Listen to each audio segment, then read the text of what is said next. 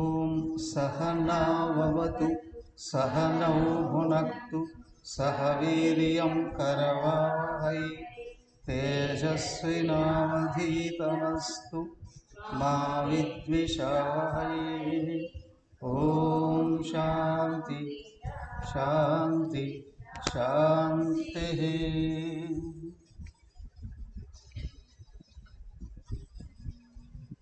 ఓం గురుర్బ్రహ్మా గురుర్విష్ణుః గురుర్దేవో మహేశ్వరః గురురేవ పరం బ్రహ్మ తస్మై శ్రీ గురవే నమః. ఓం ప్రపన్నపారిజాతాయ స్తోత్రవేత్రైకపాణయే జ్ఞానముద్రాయ కృష్ణాయ గీతామృతదుహే నమః. ఓం సచ్చిదానందరూపాయ విశ్వోత్పత్యాదిహేతవే తాపత్రయ వినాశాయ శ్రీకృష్ణాయ వయం నమః. హరి ఓం.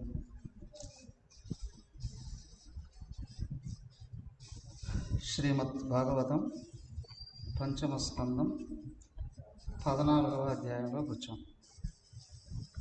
రఘుగణ చక్రవర్తికి భరతుడు జ్ఞానాన్ని బోధిస్తూ ఉన్నాడు.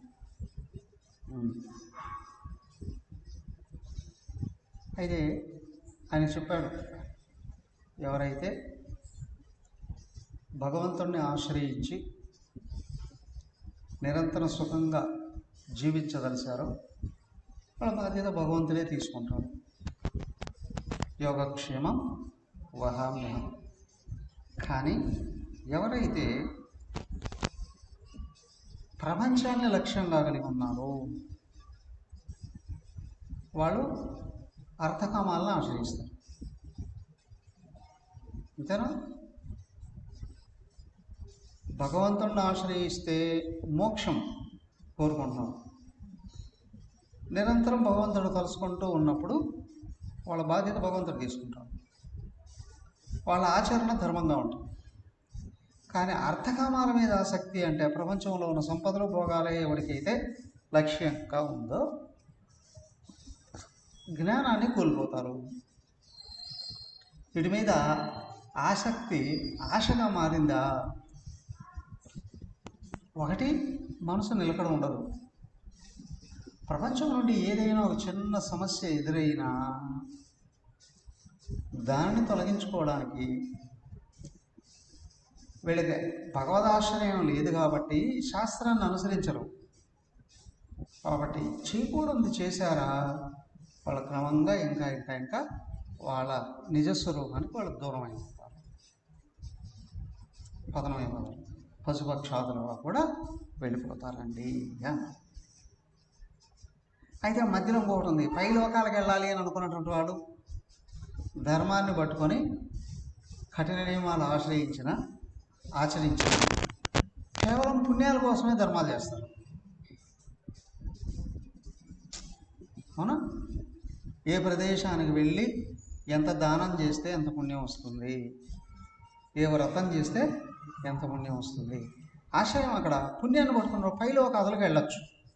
బట్ వీళ్ళకి తప్పు చేయకుండా ఉంటాయి, అన్ని వ్యవహారాలలో తప్పు చేయకుండా ఉంటాయి. అయితే అలాంటి వాళ్ళ గురించి చెప్తూ మనిషి అర్థకామాలను ఆశ్రయించిన వాడు సంసారము అనే అరణ్యంలో ఎలాగ పడిపోతున్నాడు. సంసారం అంటే జనన మరణాలు, ఇంకా నిరంతరం చావు పుట్టుకలే. వాడికి ఎదురేది వాడు ఎప్పుడు చేస్తాడు అనే విషయం. ఎప్పుడు సుఖంగా ఉంటాడో వాడికి తెలియదు. నిరంతరం భయంతో వ్యవహరిస్తాడు. నాకేమైనా జరుగుతుందేమో, నా వాళ్ళకేమైనా జరుగుతుందేమో, నా సంపదలకు ఏమైనా కష్టాలు వస్తాయేమో, నష్టాలు వస్తాయేమో, జీవితం అంతా భైరవమయ్యి అలాగా ఉన్నటువంటి వాడు రోజు సావడం పుట్టడం అలాంటిది. అలాగే వాడు దాన్ని సంసారం, జరణ మరణాల రూపంతో ఉన్నాడు. అది ఒక పెద్ద అరణ్యం అండి. అరణ్యంలో ఏముంటాయి? మృగాలు, క్రిములు, కీటకాలు, భయంకరమైన సర్పాలు కదా, ఇంకా రకరకాలైన భూత ప్రేత పిశాచాలు కూడా ఉండడానికి అవకాశం ఉంది. అలాగా మానవుడు కేవలం అర్థకామాలను ఆశ్రయించిన వాడు ఏ విధంగా ప్రపంచంలో బాధలకు లోనవుతాడు అనే విషయం ఇక్కడ నుండి శుక మహర్షి చెప్తున్నాడు. చూడండి, ఎవరికి? పరీక్షణ్ మహారాజుకి శుక మహర్షి చెప్తున్నాడు. ఇది వచనం అంతా. నెమ్మదిగా నాతో కలపండి. ఆన్లైన్లో ఉన్నవాళ్ళు అందరూ మ్యూట్లోనే ఉండండి.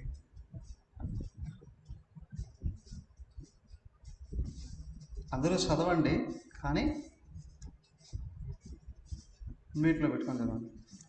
ఏష దేహాత్మమానినాం సత్వాదిగుణ విశేష వికల్పిత కుశల సమవహార వినిర్మిత వివిధ దేహావాలభిః వియోగ సంయోగాది అనాది సంసార అనుభవస్య ద్వారభూతేన షడింద్రియవర్గేణ తస్మిన్ దుర్గాద్భవతు అసుగమే అధ్వని అపతిత ఈశ్వరస్య భగవతో విష్ణోర్వశవర్తిన్యా మాయయా జీవలోకోయం యదా వణిక్సార్ధో అర్ధపరః స్వదేహ నిష్పాదిత కర్మానుభవ శ్మశానవతు అశివతమాయాం సంసారాటవ్యాం గతో నాద్యాపి విఫల బహు ప్రతియోగే అస్తత్తాపోపశమనీం హరి గురుచరణారవింద మధుకర అనుపదవీం అవరుంధే యస్యాముహవ ఏతే షడేంద్రియానామానః కర్మణా దస్యవ ఏవతే తత్ యథా పురుషస్య ధనం యత్త కించిత్ ధర్మోపకైకం బహుకృచ్ఛ్రాదిగతం సాక్షాత్ పరమ పురుషారాధన క్షణో యో అసౌ ధర్మస్తంతు సాంపరాయ ఉదాహరంతి తద్ధర్మం ధనం దర్శన స్పర్శన శ్రవణ ఆస్వాదనావఘ్రాణ సంకల్ప వ్యవసాయ గ్రహగ్రామ్యోపభోగేన కునాదస్యాజితాత్మనో యథా సార్ధస్య విలుంపంతి అదచయత్ర కౌటుంబికా ధారాపత్యాదయో నామ్నా కర్మణ ఉరక శృగాలా ఏవ అనిచ్చతోపి అధర్యస్య కుటుంబిన పూర్ణకవతు సంరక్ష్యమాణమిషతో హరంతి యదా హ్యనువత్సరం కృష్యమాణమప్యదిగ్ధబీజం క్షేత్రం పునరేవావపనకాలే గుల్మ తృణవీరుద్భిర్గ్రహ్వరమివ భవత్యేవమేవ గృహాశ్రమః కర్మక్షేత్రం యస్మిన్ నహి కర్మాణ్యుత్సీదయంతి యదయం కామకరండ ఏష ఆవసతః.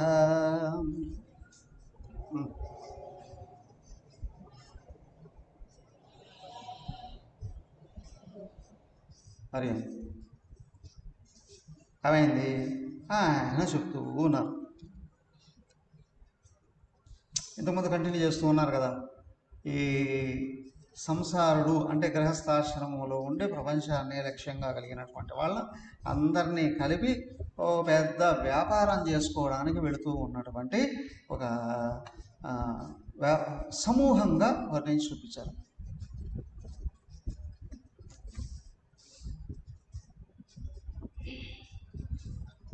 ఒక గుంపు అందరూ కలిసి ఓ వ్యాపార నిమిత్తం పొరుగు దేశానికి వెళుతూ ఉన్నారు. మధ్య మార్గంలో ఒక పెద్ద అడవి ఎదురైంది. అవునా? అడవిలో వాళ్ళు ఏ విధంగా వ్యవహరిస్తూ ఉన్నారు, వాళ్ళకి ఏమేమి ఎదురవుతున్నాయి అనే ఉపమానం ద్వారా బోధిస్తూ ఉన్నాం. ఎవరయ్యా వీళ్ళంతా? వ్యాపారస్తులు. ఏం వ్యాపారస్తులు? జీవిత వ్యాపారస్తులు. జీవితమే ఒక వ్యాపారం లాగా ఉందండి. ఏంటంటే నేను ఇది చేస్తే నాకు అది వస్తుంది కాబట్టి ఇది అనుభవిస్తాను అనే భావంతో తిరుగుతూ ఉన్నటువంటి వాళ్ళందరినీ ఇక్కడ సంసారులు అన్నాం. సంసారం అరణ్యం. అరణ్యంలో అక్కడ రకరకాల జీవరాశులు ఉన్నట్లే వీళ్ళందరూ కూడా ఉన్నారండి. వెళ్తూ వెళ్తూ ఉంటే ఏమైంది? సంసారంలో అంతా సుఖమే ఉంటుందా? సుఖమే ఉంటే సంసారం అని ఎందుకు అంటారండి? అవునా? అంతా దుఃఖమే ఉంటుందా? దుఃఖమే ఉంటే ఎట బతుకుతారండి కదా? విశ్రమం అండి అన్య విధంగా ఇస్తున్నాయి. దాంట్లో ఏమైందయ్యా?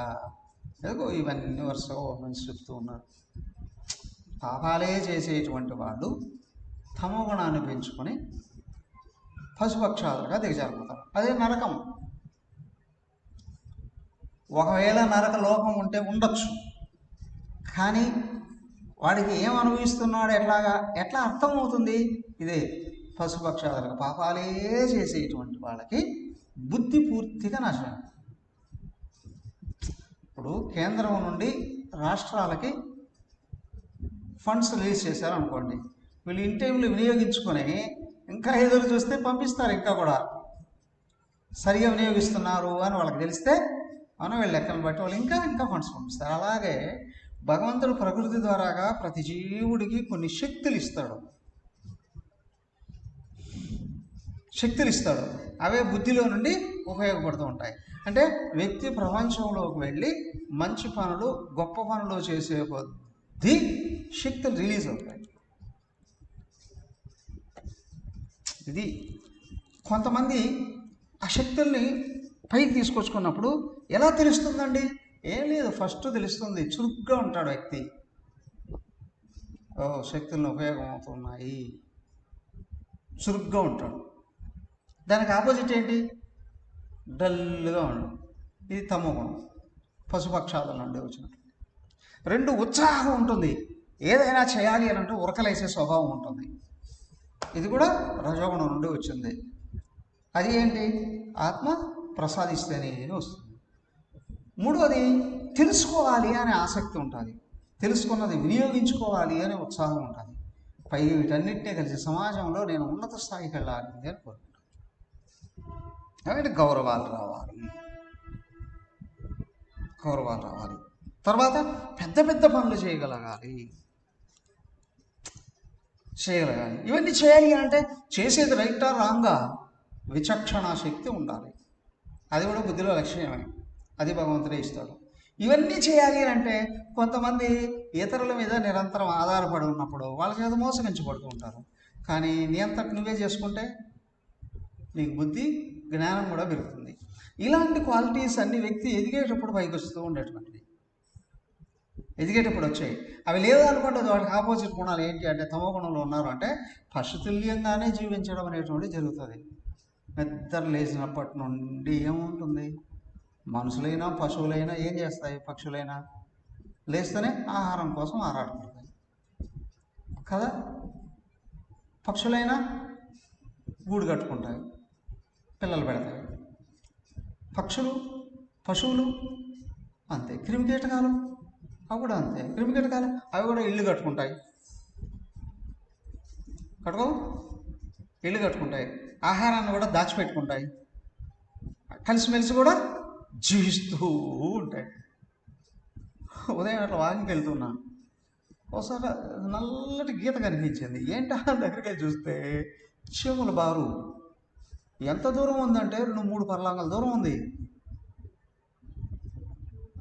3 పర్లాంగలు, దాదాపు 300 మీటర్లు పైన బారు లైట్ కనిపిస్తుంది. అరే ఇది ఇంటర్నేషనల్ హైవే వేసుకున్నట్టున్నాయి. అంత దూరం ఎక్కడి నుంచి ఎక్కడికి వెళ్తూ ఉన్నాయి? ఏదో వాటికి ఏదో ఒక లక్ష్యం కూడా ఉంది.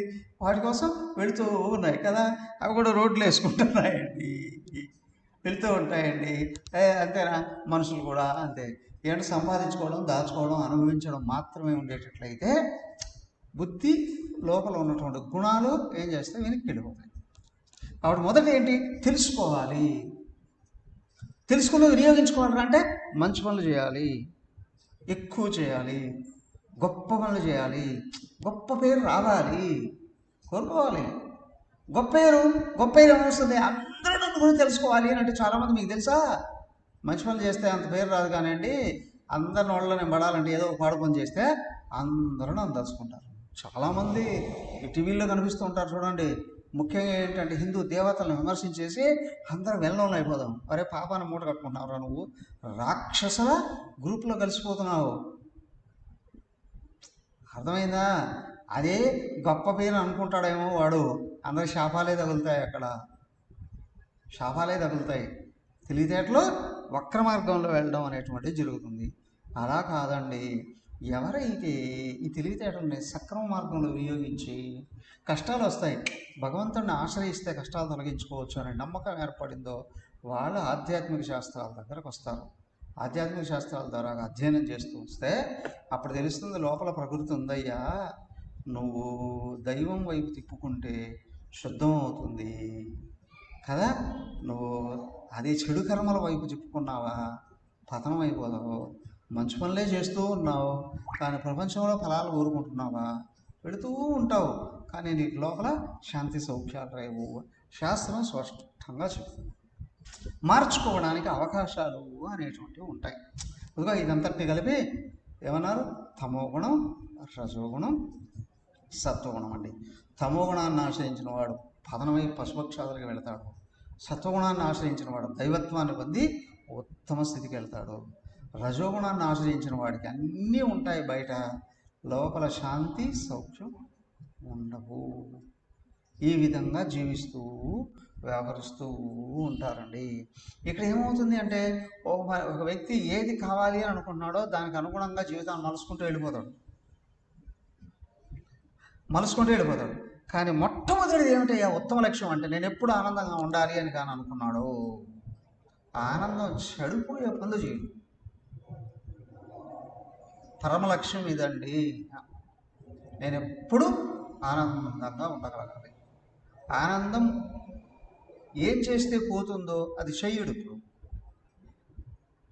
ఏం చేస్తే పెరుగుతుందో అదే చేస్తాడు.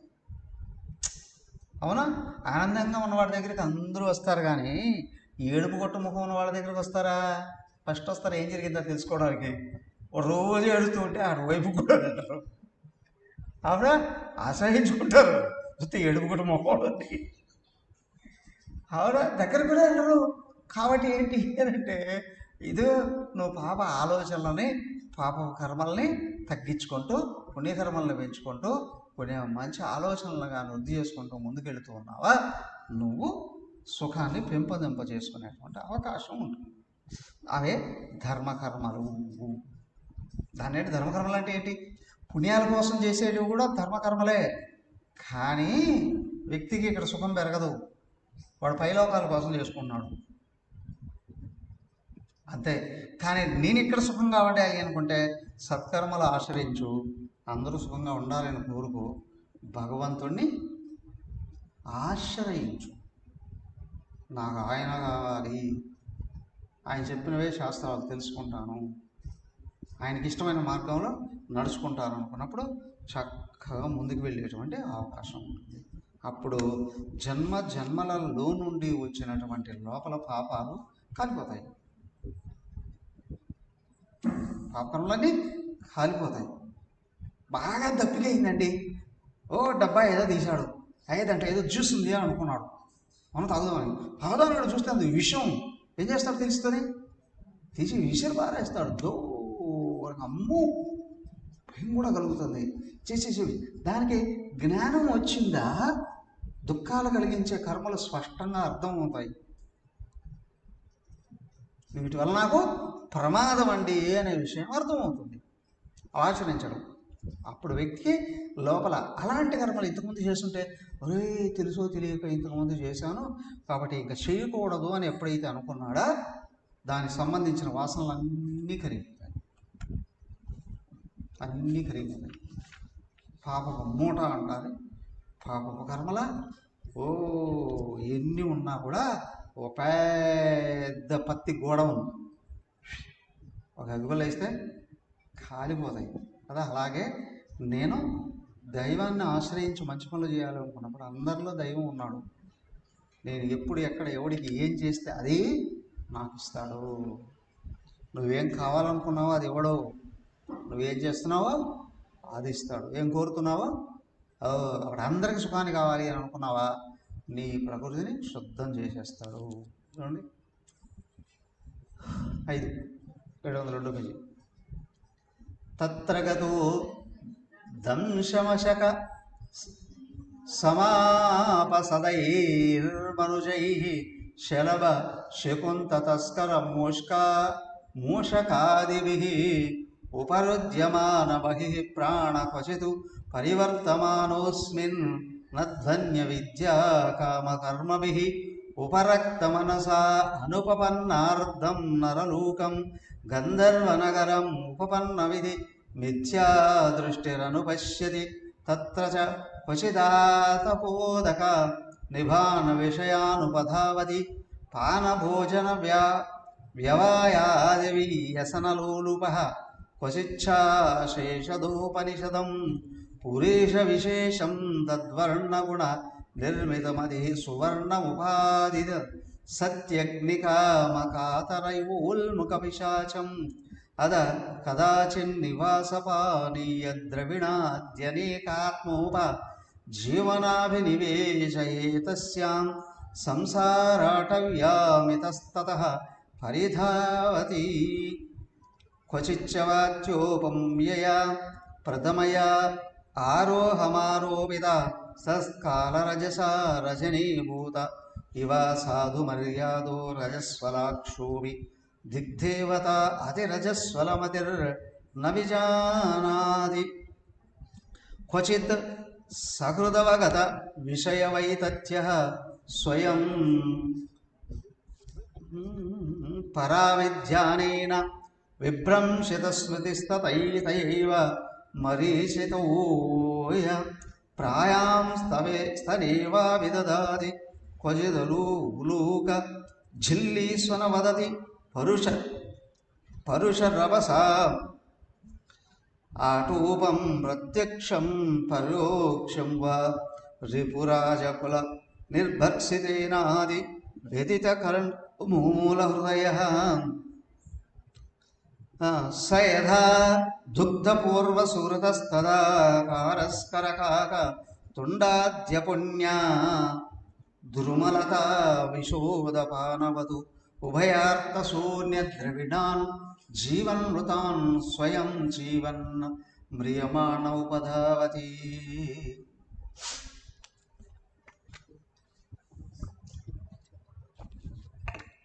ఆయన అంటున్నాడు, ఏమయ్యా అడవిలో వెళుతున్నాం, పులులు సింహాలు ఏనుగులే కాదు, ఓ రాత్రి ఆగాలి అని అనుకున్నాం అనుకోండి, ఏమెదురవుతాయి తెలుసా? ఫస్ట్ ఎదురయ్యేదయ్యా పగలు ఈగలు, రాత్రి దోమలు. అవునా?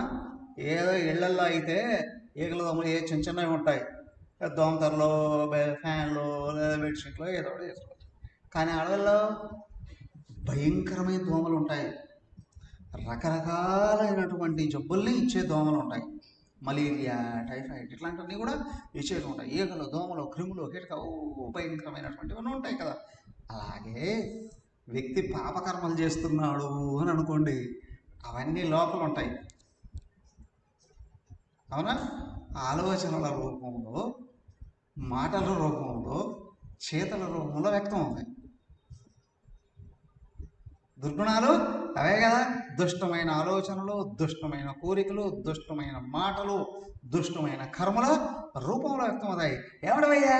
అవే దోమలు, ఈగలు, పురుగులు, క్రిములు, కీటకాలు, ముళ్ళ కంపలు, పెద్ద పెద్ద సర్పాలు, పులులు, తోడేళ్ళు, నక్కలు, సింహాలు, అన్ని గుణాలే. అర్థమైందా? వ్యక్తి పతనం అవుతున్నాడా, ఈ గుణాలన్నీ చొరబడతాయి లోపల. పైగా పొరపాటుగా వాడికి కానీ అధికారం వచ్చిందో ఇక చెప్పాల్సిన అవసరమే లేదు, అందరి మీద దాడి చేయిస్తాడు. నేను ఒక్కనే బతకాలి, మీరు అందరూ సావాలి అట్లుగా అవునా కదా? చేస్తాడు లేదా రాజు? ఆ విధంగా చేస్తాడండి. ఎందుకయ్యా నేను సుఖపడాలి, మీరెందరూ ఏమైతే నాకేం అనే భావంతో దుర్గుణాలన్నీ లోపల నుంచి వెళ్తాయి. స్వార్థం. అదే వ్యక్తి కదా ప్రపంచంలో ఎదగాలి అని కానీ కోరిక వచ్చింది అని అనుకోండి, ఏం చేయాలి? సత్కర్మలు ఆచరించడం మొదలు. ఫస్ట్ సంపాదన కావాలి, సౌకర్యాలు కావాలి, అవునా? తర్వాత అందరితో సంబంధాలు కావాలి. ఇవన్నీ ఉండాలంటే పెద్ద ఇల్లు ఉండాలి. ఇంట్లో ఇద్దరే ఉంటారండి, కానీ ఇంట్లో ఒక 60-70 రూములు ఉంటాయి. అప్పుడెప్పుడు ఒక పెద్ద విమర్శ వచ్చింది, ఆయన వరకు జయలలిత ఉండేది ఒకటే. పెళ్ళిలా పేటాపుల్లా ఇక పిల్ల జల్లా ఎక్కడి నుంచి వస్తారు, ఏమీ లేవు, ఒక్కటే ఉంది. ఒక్కదానికి ఇల్లు కట్టుకుంది. ఎంత తెలుసా? గవర్నమెంట్ డబ్బులు తీసుకొని ఇల్లు కట్టుకుంది. ఎంత? 60 బెడ్రూమ్లు అట. 60 బెడ్రూమ్ల ఇల్లు అట.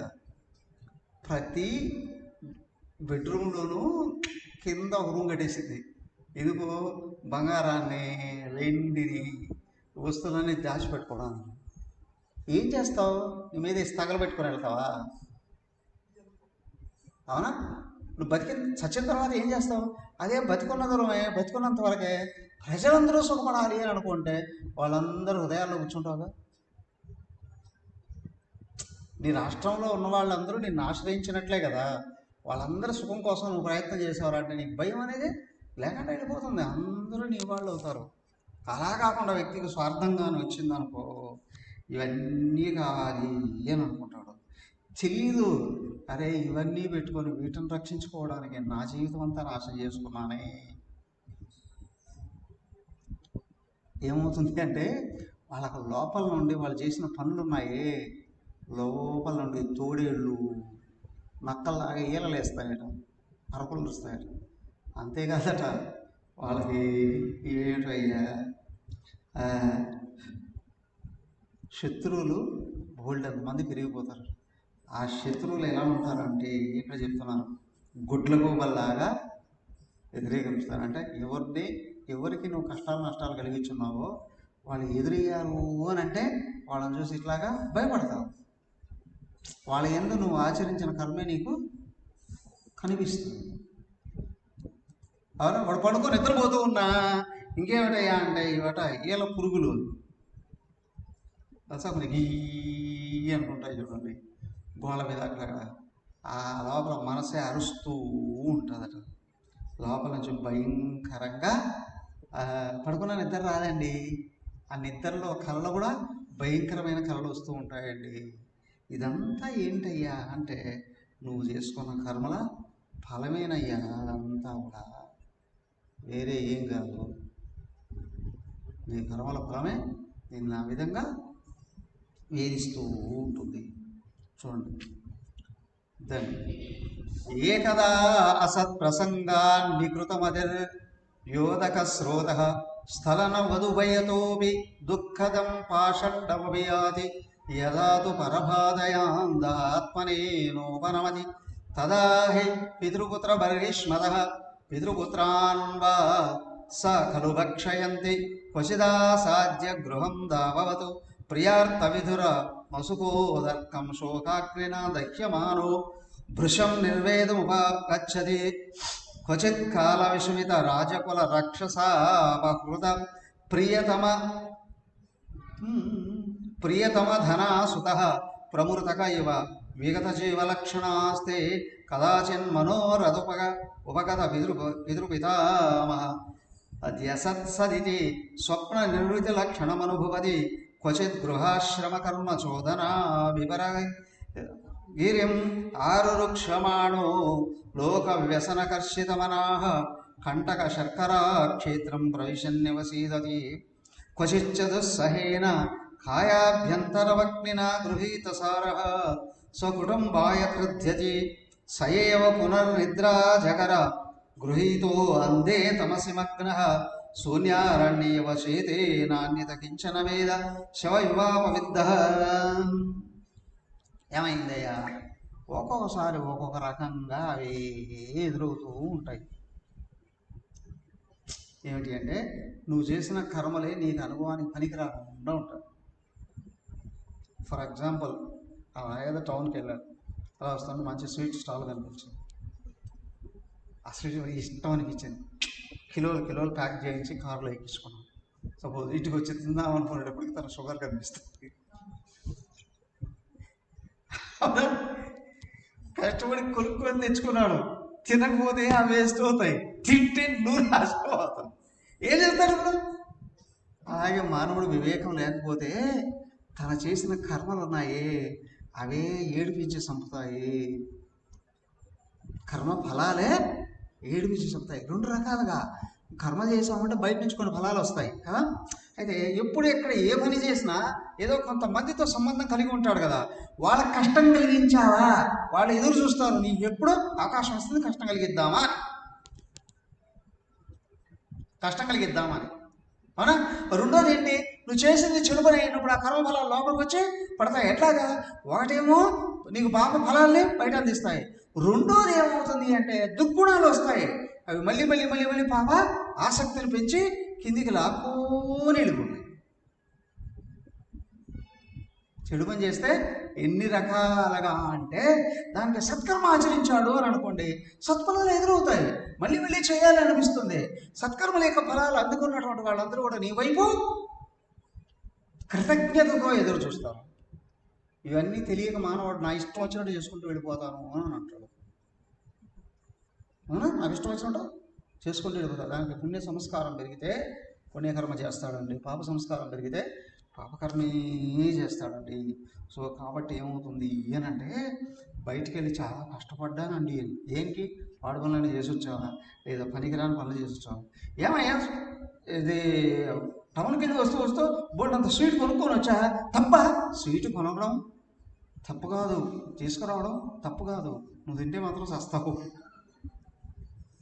కాబట్టి నీకు దుష్ఫలాన్నే కదా ఇచ్చేది. అది ఏమవుతుంది అంటే నువ్వు చేస్తూ ఉన్నటువంటి కర్మలు ఏవైతే ఉన్నాయో నీకు బాధలు కలిగిస్తున్నాయి అని అంటే అయ్యా అవి చెడు కర్మలేనండి, అవి పనికిరాని కర్మలే అవుతాయి. సో కాబట్టి అలాంటి కర్మలు ఎవరైతే చేస్తూ ఉన్నారో అవే అడవుల్లో కనిపించే రకరకాలైనటువంటి క్రూర మృగాల రూపంలోనూ ఎదురవుతాయి. అంతేకాదు అలాగే ఒక్కొక్కసారి ఆ ఫలాలను దాటి వెళ్ళిపోవాలంటే, ఇప్పుడు చూడండి, ఒక వ్యక్తి ఒక ఊత పదాన్ని పదే పలుకుతున్నాడు అని అనుకోండి. జనరల్గా తెలంగాణలో ఉపయోగించే ఒక తిట్టు ఏదది? అందరి మీద వినియోగిస్తారు. ఏమని? జనరల్గా లేబర్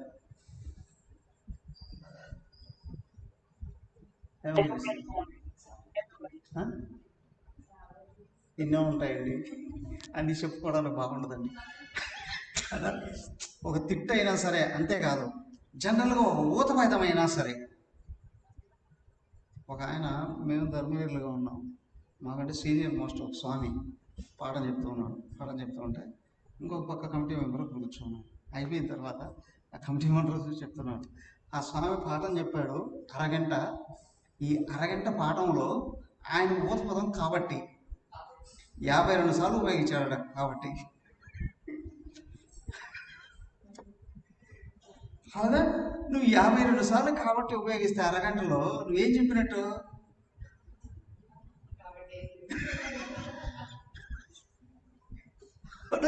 ఏం చెప్పినట్టు? సో జనరల్గా కొంతమందికి ఇది ఉంటుంది, ఊత పదం అనేది. అలాగే దాన్ని తొలగించుకోవాలంటే చాలా కష్టం అవుతుంది. తర్వాత పొరపాటుగాను, గ్రహపాటుగాను, అలవాటుగాను కొన్ని మాటలు, కొన్ని చేష్టలు కానీ పనికిరానట్టు ఏర్పాటు చేసుకున్నావో నిన్ను పదే ఆ విధంగా అటే లాక్కొని వెళ్ళిపోతాయి. వాటినే అన్నారు, నడుస్తూ ఉంటే కంకర రాళ్ళు, ముళ్ళు, కంపలు ఎట్లా ఎదురవుతాయో అలాగే నువ్వు చేసిన పనులు, నువ్వు నేర్చుకున్న మాటలు, నువ్వు పలికే పదాలే నీకు అడ్డదగులుతాయి నీ అభివృద్ధికి. అవునా? ఒకసారి వాటి దాటడం ఎలా ఉంటుందంటే పెద్ద కొండలకి దిగినట్టు ఉంటుంది. జీవుడు పరమాత్మయే, కానీ స్వార్థంతో చెడు మార్గంలోకి పట్టాడా, దాన్ని జయించలేడు. మళ్ళీ నీ ఆలోచనలే ఆత్మకు అడ్డుగా తగిలాయో వాటిని జయించలేవు, చాలా కష్టం. నీ ఆలోచనలు, చేసిన ఆలోచనలు, పనులే నీకు గిరిగిస్తాయి. చిన్నప్పుడు ప్రతి తల్లిదండ్రి చెప్తారు పిల్లలకి చేయకూడదు చేయకూడదు చేయకూడదు అని, కానీ వాళ్ళు వినరు. ఎందుకు? వీళ్ళు ఆచరించి చెప్తే వాళ్ళు వింటారు. చెప్పేవాడు ఆచరిస్తే చెప్పే విధానికి బలం ఉంటుంది కదా. ఇంకోటి అదే అంటారు, పొగ తాగడం మంచిది కాదు, అనారోగ్యము అని సిగరెట్ తాగుతూ తండ్రి చెప్తే పిల్లలు వింటారా? వింటారా? అవునా? అసత్యం పతనం చేస్తుంది అని నిరంతరం అబద్ధాలు చెప్పే తల్లి చెప్తే పిల్లలు వింటారా? వినరు కదా. వీళ్ళకు తెలుసు, వీళ్ళు కానీ మానేయగలిగితే వాళ్ళ దగ్గర నేర్పించవచ్చు. అలాగే ఏంటంటే చిన్నప్పటి నుండి కూడా సత్సంస్కారాలు, సద్గుణాలు ఎప్పుడైతే పెంచుకుంటున్నారో వ్యక్తి పైకి వెళ్ళడానికి అవకాశాలు వస్తాయి. నువ్వు తెలుసో తెలియకో గ్రహపాటుగానో ఆకర్షణతోనో చెడు వైపుగా దృష్టిని తిప్పుకున్నావో జరుగుతున్నట్టే. ఎందుకు అంటే సత్వగుణంలోకి వస్తూ ఉన్నాడా, తన మీద తన కంట్రోల్ ఉంటుంది. కానీ వ్యక్తి తమస్సుగా ఆశ్రయించాడు, అజ్ఞానంగా వచ్చి పడిపోయింది లోపల, ఏమీ చేయలేదండి. ఇంకా కదాచేద్ భగ్నమానసదంశ్రో దుర్జన దండ శూకైరలబ్ధ నిద్రాక్షణో వ్యవధి హృదయేనానుక్షీయమాణ విజ్ఞానోందకూపే అందవత్ పతతి కర్హిస్మ చిత్ కామ మధురవాన్ విచిన్మన్యదా పరదార పరద్రవ్యాణ్య అవరుంధానో రాజ్ఞా స్వామిర్వ నిహత పతత్యపారే నిరయే అద చ తస్మాదుభయదాభిః కర్మాస్మిన్నాత్మనః సంసారావపన ముదాహరంతి ముక్తస్తతో ఇది బంధాత్ దేవదత్తౌపాచ్ఛినత్తి తస్మాదపి విష్ణుమిత్రైత్యనవస్థితః క్వచిచ్చ శీతవాతాద్యనేకాదిదైవిక భౌతికాత్మీయానాం దశారాం ప్రతినివారణో కల్పదురంత చింతయా విషన్నాస్తే క్వచిన్విదో వ్యవహారన్ యత్కించిత్ అనమన్యేభ్యో వా కాకిని మాత్రమప్యవహరన్ యత్కించిద్వా విద్వేషమేతి విత్తశాఠ్యాత్ అద్వన్యముష్మిన్మిమే ఉపసర్గాస్తదా సుఖదుఃఖరాగ ద్వేషభయాభిమాన ప్రమాదోన్మాదక శోకమోహ లోభమాత్సర్యేర్ష్యావమాన క్షుత్పిపాసాది జన్మ జరామరణాదయః. సో ఏమవుతుంది అని అంటే ఇలాగా చెడుగుణాలు పెంచుకున్నట్టు వాళ్ళు ఉన్నారే, చెడుగుణాలు పెంచుకున్నారు లోపల, చెడుగుణాలు పెంచుకొని దుర్మార్గులకు మారిపోతారు. అవును, వాళ్ళు నిత్యం నిరంతరం చెడు కర్మలే చేస్తూ ఉంటారు. పొరపాటుగా వాళ్ళతో కానీ సాంగత్యం ఏర్పడి వాళ్ళు చేస్తూ ఉన్నటువంటి పనులు కానీ వాళ్ళు కానీ విమర్శన చేసావో ఏం చేస్తారు? ఎదురుదాడి చేసి దెబ్బ కొట్టేస్తారు. అవునా? దుర్మార్గుల్ని దూరంగా పెట్టి ముందుకు వెళ్ళిపోవయ్యా. దుర్మార్గుల్ని కదిలిస్తే అధికారం ఉన్నప్పుడు అణిచివేయాలి, లేనివాడు సహవాసంగా చేసావు. ఒకరిని దెబ్బ కొట్టడానికి ఇంకొక దుర్మార్గుడి గారి సహాయం కోరావు అని అనుకోండి, వాడు ఫస్ట్ వాడిని కొడతాడు నీ చేతుల్లోని, తర్వాత నిన్ను కొడతాడు. ఎందుకు? వాడి నేచర్ అది,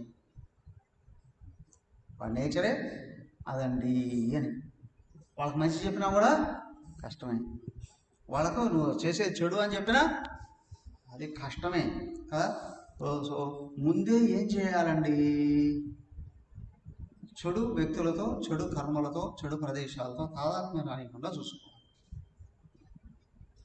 కానీ సహవాసం కానీ జరిగిందో ఇక మళ్ళీ ఒక్కసారి నక్సలైట్గా వెళ్ళాడు అని అనుకోండి, వాడు మళ్ళీ ప్రజల్లోకి వచ్చినా వాళ్ళు ఇల్లు కలిపి కొడతారు. వదిలేసి వెళ్ళిపోయారని వాళ్ళు కొడతారు.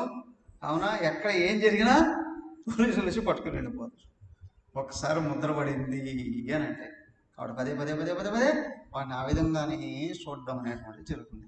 పైగా ఇంకొకటి ఏమవుతుంది, చెడు మార్గంలోకి వెళ్ళినప్పుడు చెడు కర్మలు కానీ చేసావా, అవి వెళ్ళి లోపల వాసనలుగా దూరి ఏం చేస్తాయి, నేను అలాంటి కర్మలకే ప్రేరణ చేస్తాయి. ఇది అత్యంత ముఖ్యంగా గుర్తించాల్సినటువంటి అవసరం. చెడు కర్మలకి ఒంటరిగా ఉండేటప్పుడు తెలుస్తుంది లోపల ఏ గుణాలు ఉన్నాయి అనేది. నేను ఎలాంటి వాడిని అని ఇతరులను అడగాల్సిన అవసరం లేదు. కానీ ఒంటరిగా వీళ్ళు కూర్చో ఎలాంటి ఆలోచనలు వస్తున్నాయి రాసుకో, నువ్వు ఎలాంటి వాడో తెలిసిపోతుందండి. కాబట్టి చెడు వ్యక్తులతో సహవాసం చేసే కర్మలు కొద్ది రోజులు వెళ్ళినా కూడా అవి లోపల వాసనలుగా పడిపోతాయి. నిన్ను మళ్ళీ అవి పైకి రానివ్వకుండా అలాగే వస్తాయి. ఇంకా పైగా నువ్వేదన్నా చెడు కర్మ చేసి కానీ ఎక్కడైనా శిక్షకు లోనయ్యావు అని అనుకో, అది ఇంక మళ్ళీ మళ్ళీ వెంటాడు. ఒక వ్యక్తి శిక్ష అనుభవించేసి వచ్చాడు అని అంటే ఈ రాజకీయాల్లోకి రాణిస్తారేమో కానీ మిగతా ఏ పనులు కూడా ఇవ్వరు. గవర్నమెంట్ జాబ్స్ కానీ ప్రైవేట్ జాబ్స్ కూడా ఇవ్వరు. ఎందుకు? ఆ ఫైల్ ఉంటుందిగా, శిక్ష అనుభవించిన ఫైల్ ఉంటుందిగా. ఇక్కడ ఏంటి అని అంటే నువ్వు చెడు కర్మల్లోకి వెళ్ళి ఆచరించావు అని అనుకోండి, ఆ వాసనలుగా తయారయ్యి వంటకు ప్రేరణ చేస్తాయి మళ్ళీ అట్లాంటి కర్మలు చేయడం కొరకు.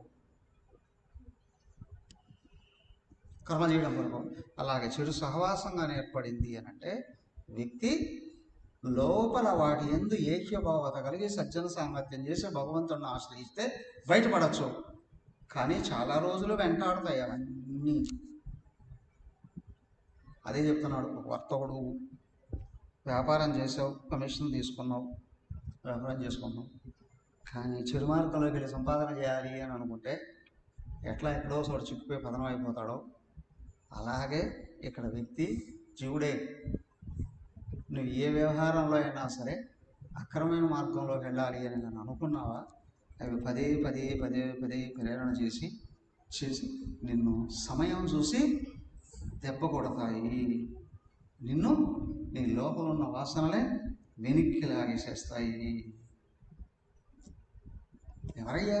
ఏ రూపంలో అయినా కావచ్చు, దెబ్బ కొడతాయి. క్వాపి దేవమాయయా స్త్రియా భుజలతోపగూఢ ప్రసన్న వివేక విజ్ఞానో యద్విహార గృహారంభాకుల హృదయస్తదాశ్రయావసక్త సుత దుహితృకలత్ర భాషితవలోక విచేష్టితావ హృదయ ఆత్మానం అజితాత్మా ఆపారే అంధే తమసి ప్రహిణోతి ఖజాదిశ్వరస్య భగవతో విష్ణోచక్రాత్ పరమాణ్వాదిద్విపరార్ధాపవర్గ లోపలక్షణాత్ పరివర్తితేన వయసారంహసా హరదా ఆ బ్రహ్మతృణస్తంభాదీనాం భూతానాం అనిమిషతో మిషతాం విత్రస్త హృదయ తమేవేశ్వరం కాలచక్ర నిజాయుధం సాక్షాత్ భగవంతం యజ్ఞపురుషమనాధృత్య పాషండ దేవత గంగగృధ్ర భగవట ప్రాయాః ఆర్య సమయ పరిహృతాః సాంకేత్యేనాభిదత్తే యదా పాషండివిరాత్మవంచితైః తైరుపవంచితో బ్రహ్మకులం సమావసంస్తేషాం శేలముఖనయనాది శ్రౌతస్మార్త కర్మానుష్ఠానేన భగవతో యజ్ఞపురుషస్య ఆరాధనమేవ తదరోచయన్ శూద్రకులం భంజతే నిగమాచరే శుద్ధితో యస్య మిథునీ భావః కుటుంబవర్ణం యథా వానరజాతే తత్రాపి నిరవరోధః స్వైరేణ విహరన్నధికృపణబుద్ధిః అన్యోన్యముఖ నిరీక్షణాదినా గ్రామ్య కర్మణైవ విస్మృత కాలావధిః క్వచిత్ ద్రుమవదైః కార్తేషు గృహేషు లంస్యన్ యదా వానరః సుతదారవత్సలో వ్యవాయక్షణః ఏవ మధ్వన్యవరుంధానో మృత్యుంగజ భయాత్ తమసి గిరికందర ప్రాయే క్వచిదీక్షీత పాదత్యనేక దైవిక భౌతికాత్మీయానాం దుఃఖానాం ప్రతి నివారణో కల్పే దురంత విషయ విషణ్ణాస్తే. సో కాబట్టి ఇక్కడ ఏమవుతుందంటే అత్యంత జాగ్రత్తగా మనిషి వ్యవహరించాల్సింది ఏంటి అనంటే చెడు యందు చాలా జాగరూకుడై ఉండాలి. జనరల్గా అంటారు మన బంగారం మంచిదైతే ఏమవుతుందండి అని. అవునా? లోపల ఏమేమి ఉన్నాయో ఎవడికి తెలుసు? కారణ శరీరంలో జన్మల నుండి చేసుకున్న సంస్కారాలు ఏమున్నాయో ఎవడికి తెలుసు? దానికే ఎప్పటికీ సజ్జన సాంగత్యంలోనే ఉండగలగాలి. సత్శాస్త్రాల్ని అధ్యయనం చేస్తూనే ఉండగలగాలి. సత్కర్మలని ఆచరిస్తూ ఉండగలగాలి. ఏమయ్యా, నీ జీవితాన్ని ముంచేసేది ఏదో కాదు, ఒంటరిగా ఉంటే నీ మనసుని ముంచేస్తుంది. మనము ఏది మంచి ఏది చెడు బాగా తెలుసుకుని గుర్తుపెట్టుకొని ఉంటే చూస్తే తెలుస్తుంది. ఒంటరిగా ఉన్నప్పుడు మనసు ఏమేం కావాలని కోరుకుంటుంది. అవకాశం వస్తే దూరి తీసుకెళ్ళిపోయి నిన్నే పాతాళానికి తొక్కేస్తుంది. పాతాళానికి తొక్కేస్తుంది. కాబట్టి ఏంటి అంటే, ఎవడో కాదు శత్రువులు, ఎక్కడో లేరు. దానికే అన్నారు ఒక మహాత్ముడు కౌపీన పంచకం, కామస్య క్రోధశ్చ మోహశ్చ తదా లోభ అని అరిషడ్ వర్గాలు అనేవి ఉన్నాయే, మీ లోపలే ఉన్నాయి. ఆ తస్కరులు, వాళ్ళే దొంగలు. నేను ఎప్పుడు అపహరించి తీసుకుని వెళ్ళిపోయి ఎక్కడ పడేస్తాయో తెలియదు. అవే చెప్తున్నారు. అడవుల్లో ఉన్నటువంటి క్రూర మృగాలే కాదు, క్రూరమైన పక్షులు కూడా ఉంటాయి. ఉంటాయా? రాబందులు అంటారు. అప్పుడు జనాలు అంటారా రాబందులు, అవునా?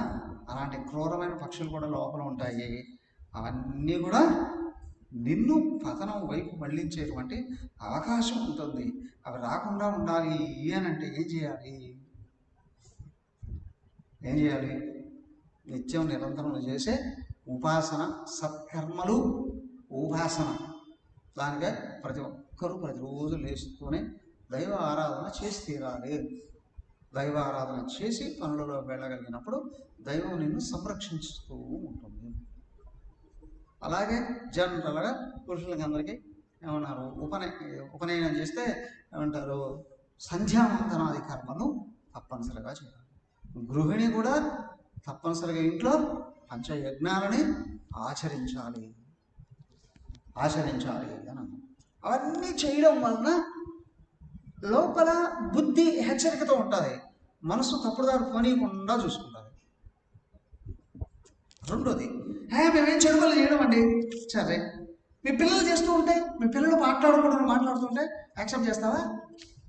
చేయకుండా చేస్తే యాక్సెప్ట్ చేస్తావా? చిన్నపిల్లలు కదా అండి, అక్కడి నుంచే వాసనలు పడేది కదా. మొరక్కయ్య వంగనిదే నానయ్య వంగురా అని అంటారు. నువ్వు చిన్నపిల్లలప్పుడు కానీ సర్దిద్దకపోతే పెద్దవాళ్ళు అయిన తర్వాత వాళ్ళు అవే, అవునా, మొక్క మానైనట్లే లోపల గుణాలే చిన్నగానే మొదలై అవి వృక్షాలుగా మారిపోతాయి. అవి మళ్ళీ వినవు. అడ్డు చెప్తే తల్లిదండ్రులు కూడా కొడతారు, ఉన్నటువన్నీ లాక్కొని వెళ్ళిపోతారు, అవునా కదా? కాబట్టి చిన్నప్పుడే సరిదిద్దితే పిల్లలు సన్మార్గంలోకి వెళ్ళినట్లే నీలో కూడా మొక్క తొడిగేటప్పుడే దుర్గుణాలని దునిమేసేయాలి. లోపలే వదిలేసావో అవి నిన్నే ముంచేస్తాయి. చూద్దాం. ఓం సర్వే భవంతు సుఖినః, సర్వే సంతు నిరామయాః, సర్వే భద్రాణి పశ్యంతు మా. ఓం శాంతి శాంతి. హరి ఓం. శ్రీ గురుభ్యో నమః. హరి ఓం.